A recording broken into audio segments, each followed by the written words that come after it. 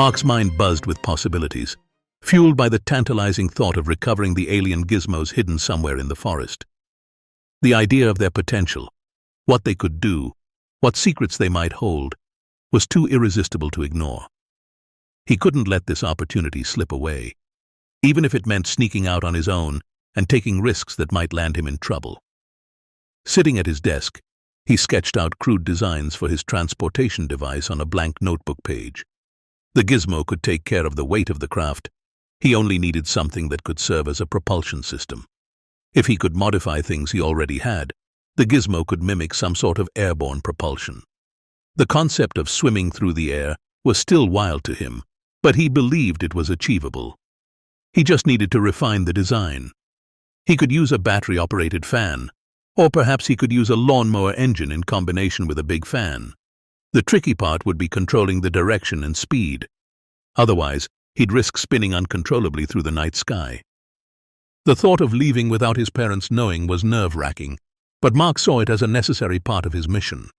He couldn't explain the importance of recovering the gizmos to anyone, not his friends, not his parents, without sounding crazy. Besides, he had 1 week of summer left to figure it all out and execute his plan. Mark's determination pushed aside the doubts. By the time night fell, he had gathered some basic supplies: flashlights, duct tape, spare batteries, and tools from the garage. The gizmo sat on his desk. He stared at it, his pulse quickened with excitement and fear. With every passing moment, the desire to uncover its mysteries, and perhaps the secrets of the other gizmos, grew stronger. Mark hurried downstairs when he heard his mom's familiar call. "Dinner is ready?" His hunger hit as he reached the kitchen to find the family already gathered around the table, each one enjoying a heaping plate of spaghetti and meatballs. Joining them, Mark dove into the lively conversation, answering questions about his day while savoring every bite. As the dinner chatter continued, Mark decided to share an idea that had been brewing in his mind. "Dad, do you think we could build an airplane big enough for me to fit in?" he asked between bites, his tone hopeful yet determined. Joe, Mark's father, set his fork down and gave him a skeptical look. Building an airplane, he explained, would be expensive, challenging, and most of all, dangerous. Undeterred, Mark clarified, "I don't need it to actually fly. I just want it to look like an airplane. We could use the engine from the old lawnmower we don't use anymore. It would be small, but enough to make the propeller spin." He leaned forward, his enthusiasm spilling out as he tried to convince Joe. Mark reminded him how much Joe had always wanted to work on a project with him, emphasizing that this could be their chance to bond and create lasting memories together. "It'll be way cheaper than restoring a classic car or building a shed," Mark added, appealing to practicality. Jasmine, Mark's mom, and his sister Martha chimed in, siding with Mark and adding their encouragement. Faced with their combined enthusiasm, Joe relented, but with a few conditions. The airplane would never leave the ground. No lawnmower engine could generate enough power to lift Mark's weight. And for safety, Joe insisted that the propeller be encased in a protective cage, much like the ones found on portable fans, to avoid accidents. Mark eagerly agreed, thrilled to see the project moving forward. As dinner continued, the family chatted about designs and ideas for the plane, their excitement growing. For Joe, a former high school woodshop teacher now working at a car factory, this was an opportunity to dust off his skills and show his son what they could accomplish together. For Mark, it was the start of a shared adventure that promised creativity, teamwork, and a dose of imagination. As the family wrapped up their dinner and the last dishes were set aside, the mood in the house felt lighter and filled with anticipation. The idea of working on a project together had sparked something exciting, a rare chance for them to bond over tools and creativity. Mark, lying in bed that night, couldn't help but grin as he imagined what their homemade airplane might look like. Sure, it wouldn't fly, but it could be the beginning of something even bigger. His mind buzzed with ideas for modifications he might secretly make later, using his newfound knowledge of alien technology. Joe, on the other hand, spent the night sketching plans in his old notebook, the one he used to carry around when he taught woodshop.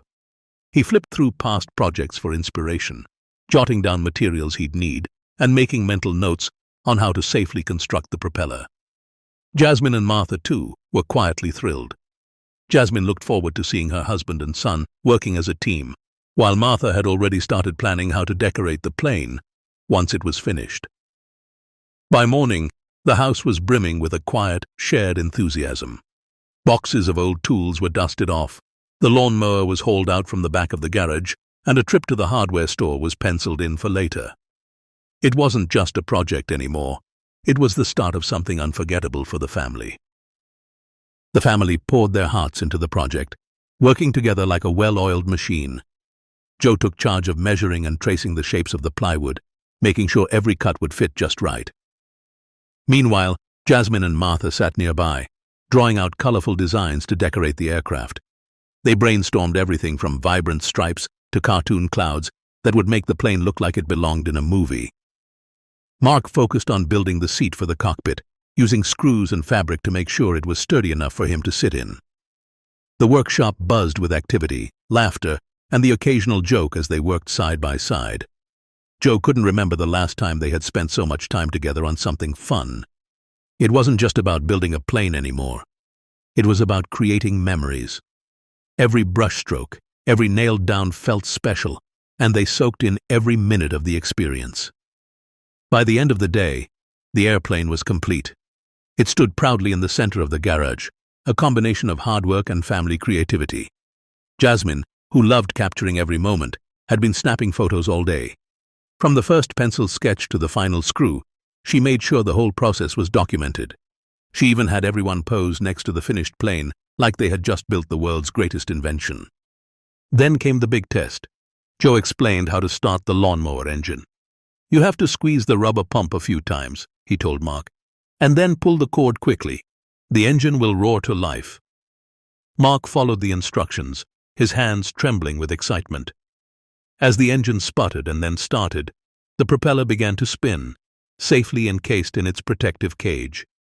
Joe showed Mark how the simple flaps they had added to the plane could be moved to mimic steering through the air. Mark couldn't hold back his emotions. He jumped up and hugged Joe tightly, thanking him not just for the plane, but for taking the time to do this project with him. The rest of the family watched with warm smiles, proud of what they had accomplished together. To celebrate, they piled into the car and headed to their favorite burger place. Over plates of fries and shakes, they laughed and talked about the highlights of the day, already thinking about what project they might tackle next. It wasn't just a plane they had built. It was a memory they would treasure forever. After dinner, the house was filled with the quiet hum of exhaustion. One by one, Mark's family said their goodnights and drifted off to bed. But for Mark, the night was far from over. He lay in his room, staring at the ceiling, waiting for the perfect moment to test the gizmo on the plane. Midnight arrived, and the stillness of the house signaled it was time. Moving with practiced caution, Mark crept out of his room, pausing to peek into his parents' room. His mom and dad were sound asleep, the faint sound of his dad snoring giving him some reassurance. Next, he checked on his sister Martha, whose breathing was steady and calm. Confident that no one would wake up, Mark slipped into his clothes, grabbed the gizmo, and made his way to the garage. Inside, Mark worked quickly, tying up 2 gasoline containers to ensure he had enough fuel for his trip. His hands trembled with both excitement and nerves as he attached the gizmo to the plane, watching in awe as the device activated and enveloped the craft in its anti-gravity field. The plane became completely weightless, floating just inches above the garage floor.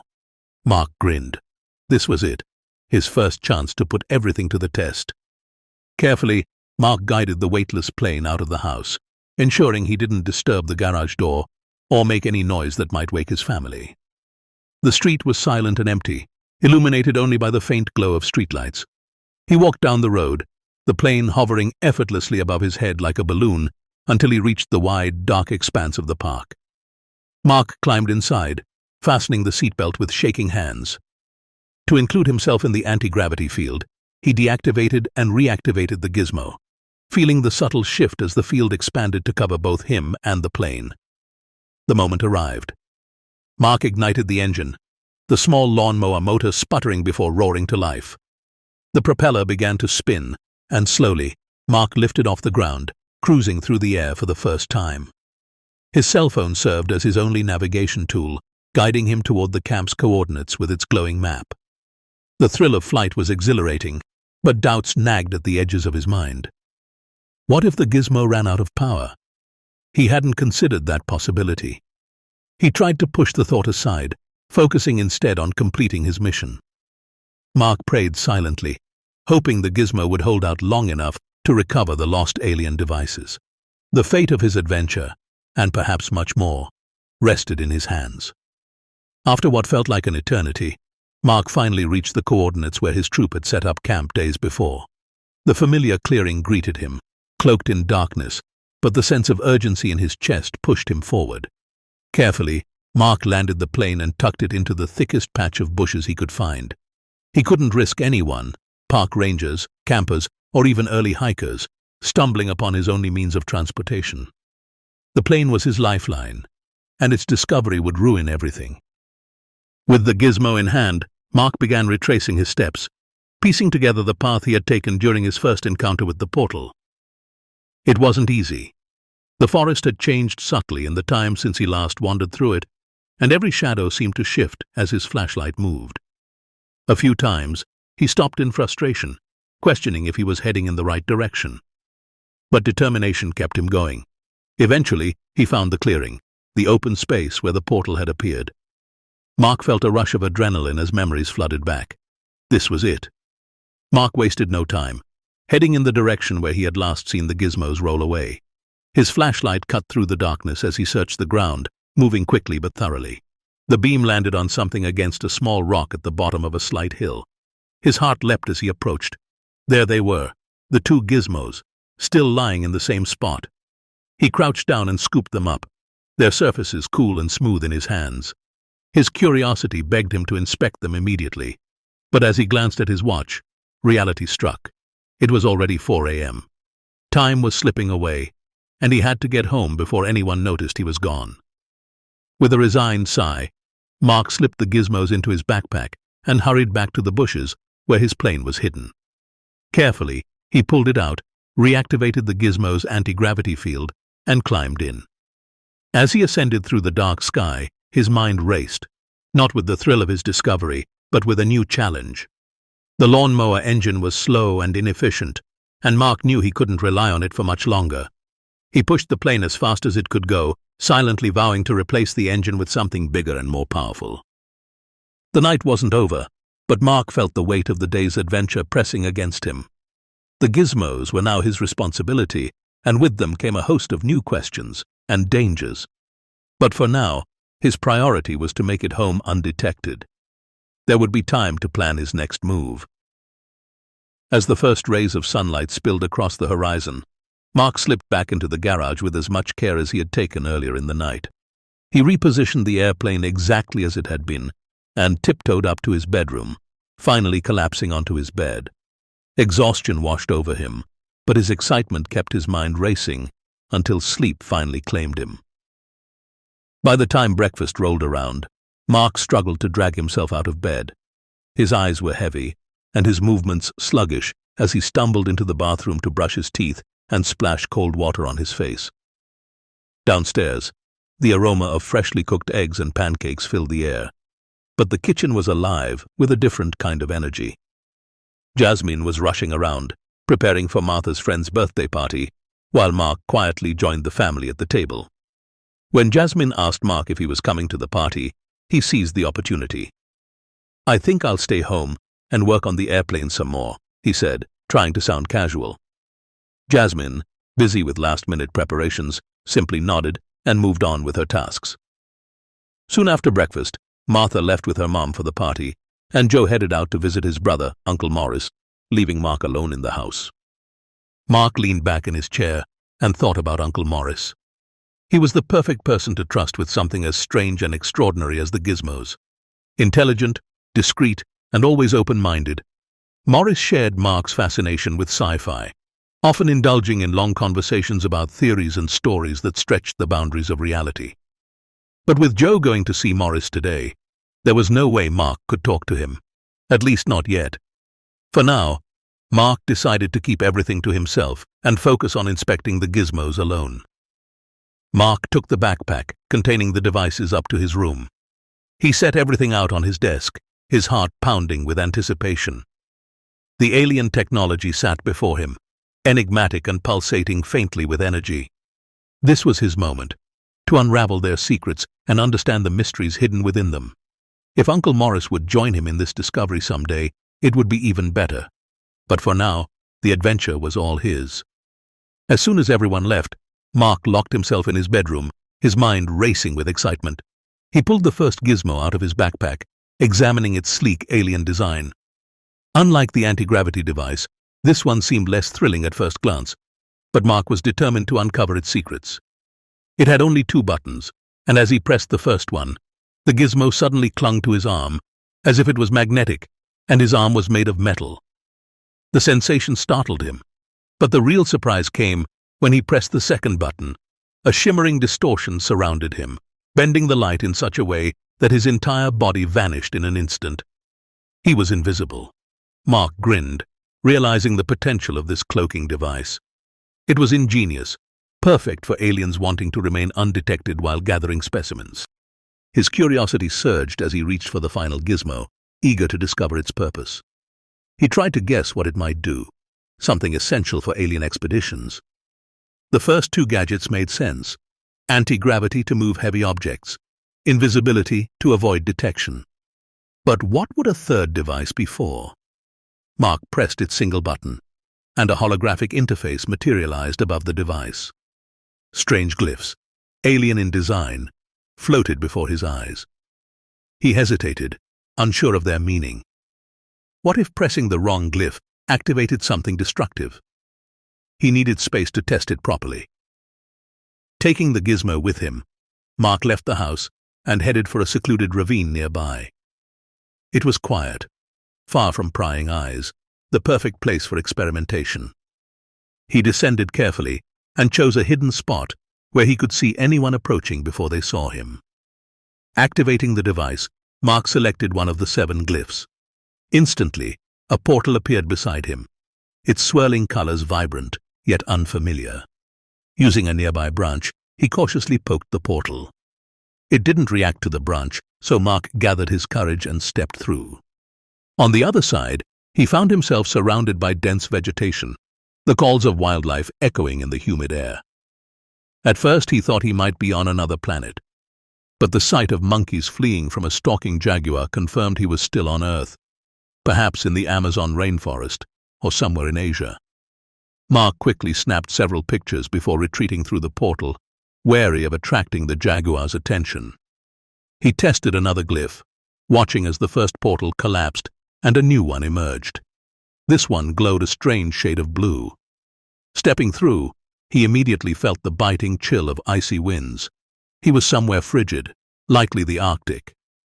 Dressed for summer, Mark barely managed to snap a single picture before the cold forced him back through the portal. Shivering, he waited for his fingers to warm up before trying again. The third glyph brought a portal that matched the exact color and energy of the one he had seen in the woods during his first encounter. His pulse quickened as he guessed where it might lead, to the alien ship. Mark peered cautiously through the swirling vortex, confirming his suspicion. He was inside the ship, but the cages he had seen before were gone. The emptiness left him with more questions than answers. Frustrated with himself for not bringing the other 2 gizmos, Mark pulled back from the portal and deactivated it. He needed to return home and prepare. This was bigger than he'd imagined. The possibilities were endless, and Mark couldn't wait to arm himself with all the gadgets and dive deeper into the mysteries of an alien species that had been observing humanity for who knows how long. The adventure was just beginning.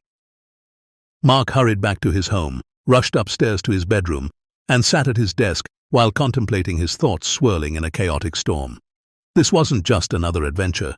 It was the kind of moment that could change his life forever. The weight of what he was about to do pressed heavily on his chest, and questions pounded relentlessly in his mind. What if he just caught? The aliens' technology was beyond anything he could comprehend. What if they had ways to see through his cloaking device? Could they detect him with some advanced sensor, even if he was invisible? Mark gripped the gizmo tightly, its faint glow reflecting off his palm. It felt powerful, But was it enough to protect him from a race so clearly ahead of humanity? The thought of never coming back made his stomach twist. Should he leave a note for his family? He could print the pictures on his phone and write down the truth, where he was going and what he was doing, so that someone could know the risks he had taken. But then again, would they even believe him? And worse, would the note draw attention to the alien technology, putting his family in danger if someone else found it? Mark's gaze drifted to the gizmos on his desk. How could he tell how much charge they had left? The last thing he wanted was for the anti-gravity device or cloaking device to fail at a critical moment. What if the portal device suddenly stopped working and he was trapped somewhere impossible to escape? The stakes felt impossibly high, and Mark had never hesitated this much in his entire life. It wasn't because he was scared to act. It was because he realized just how real this was. And then there was Uncle Morris. Maybe he should wait. Morris was smart, resourceful, and the one person Mark trusted to understand the magnitude of what he was dealing with. Together, they could prepare better, think through the risks, and maybe even find safer ways to approach the alien ship. But waiting would also mean delaying, and every moment of hesitation felt like time slipping away.